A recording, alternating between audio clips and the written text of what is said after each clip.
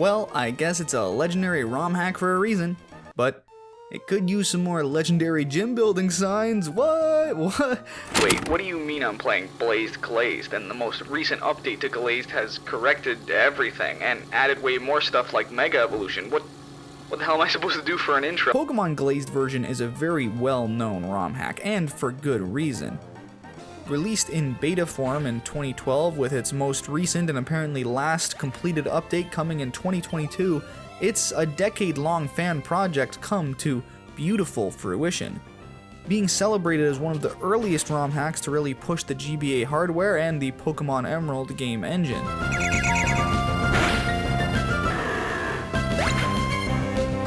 It's a huge, expansive game, with 2 wholly original regions to explore with their own gym challenges and various narratives, as well as the Johto region, which arguably has some of the best moments from the game within its section.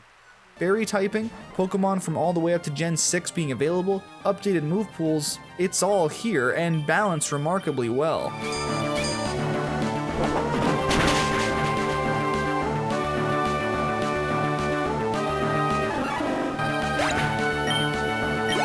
As I mentioned earlier, I played Pokemon Blazed Glazed, which is definitely an outdated version of the game. There has since been many big updates made to it by the original creator, Lusby,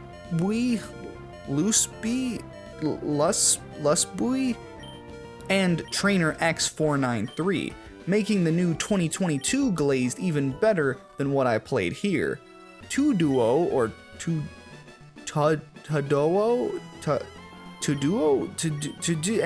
who made Blazed Glazed specifically, is even in the game, as well as Luckbuoy. Yet, given that this is an outdated version of the game, what I played was still great. One day I'm gonna have to do another playthrough of Glazed, that time with the most recent version, of course. Glazed focuses on a trainer from the Tunod region as they journey throughout their land, challenging the best trainers and foiling the plans of a crime syndicate, this time called Team Fusion.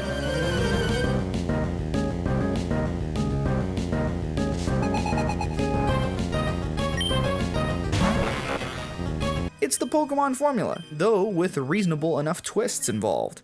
In this game, the trainer dimension hops over to what looks like our real world, with cars, and without Pokemon.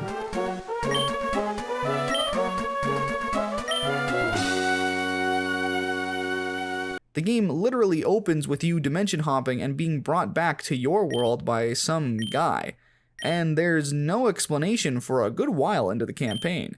You know what? I like that.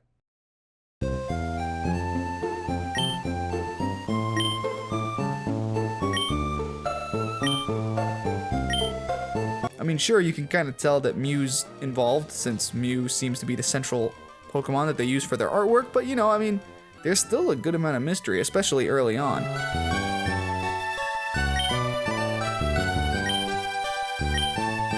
Also, you can talk to Pokemon in this game.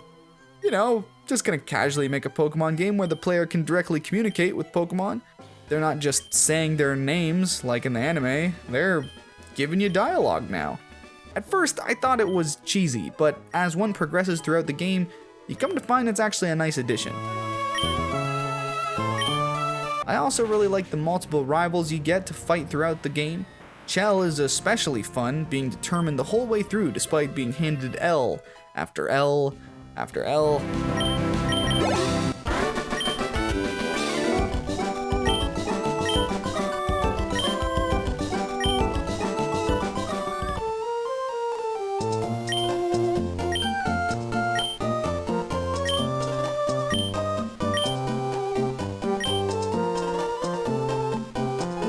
You get plenty of story and character in the game's narrative, in each region of the game that's present, though the last region, Rancor, doesn't quite have as much. It even starts to get a little outrageous in terms of dialogue.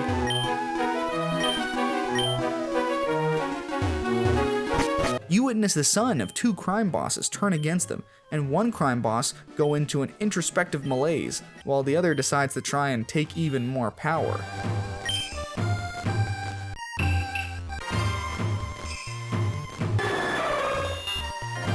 Regina's final bout with Henry is awesome, by the way, and it's a great moment to be a part of.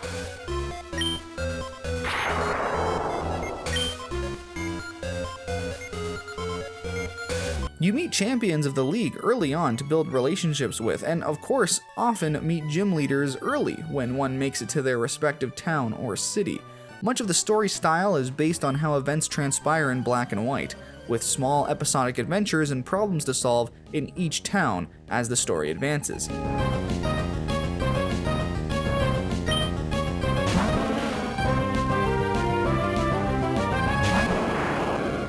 Oh, and there's this pissed off scarf wearing Pikachu to contend with throughout the main first section of the game.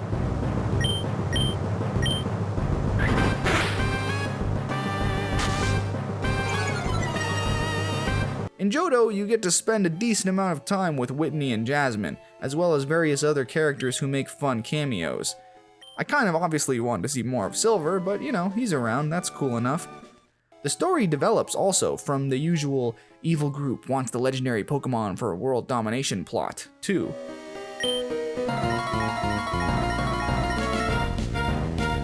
Especially in the second part, there's even a critique of corrupted religious institutions, with Pius and the Church of Alpha being a big section of the game.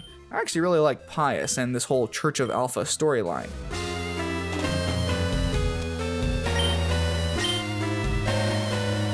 The overall world design is just top-notch, with interesting tile sets being used per town, making the Tunod region, as well as the other visitable parts of the game, really great to admire.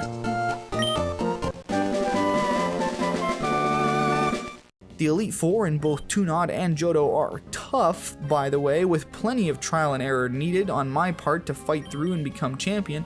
Plenty of very close calls were involved, even with a healthy stockpile of hyper potions and full heals.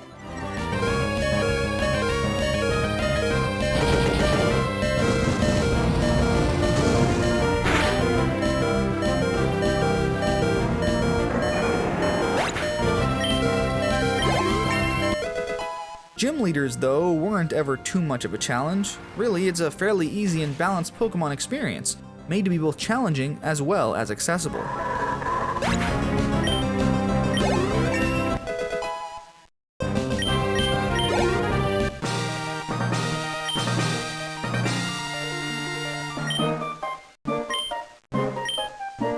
I was able to make an Arbok, one of my core team members, and develop 3 starter Pokemon from different regions, and build both a flying Death Machine Salamence and Shadow Sneaking Aegislash.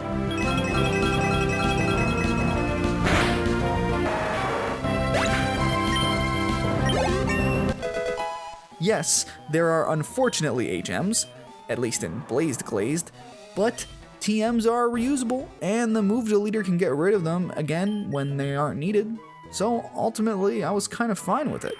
You surf on a Goldeen and dive with a Crawdont, which are fun little details to notice. There's other things like tricky terrain that causes status ailments, new sections like townships and mountain ranges added on to old areas in Johto. Rancor, the final region, is the last challenge that Blazed Glazed has to offer, with some gym challenges as well as a final champion, Soul, to contend with.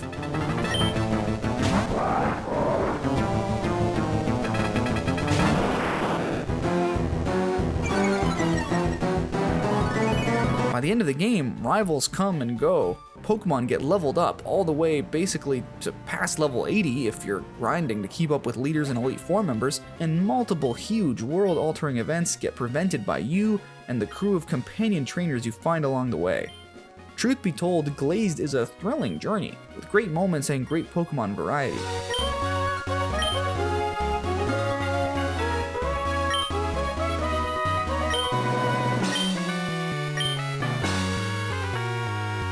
Tunod, this version of Johto, and Rancor are going to be worth a revisit when I play the finalized version of Glazed. Again, eventually. Until then though, Blazed Glazed, despite being outdated, was still a very entertaining ride.